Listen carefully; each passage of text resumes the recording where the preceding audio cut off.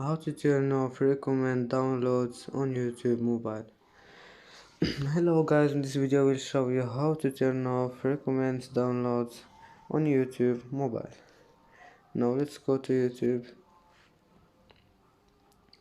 and then click here on your profile and now click settings and then click downloads, this one. And now all you need to do is to turn it off recommend downloads, and if you want you can turn it on again, just click on it.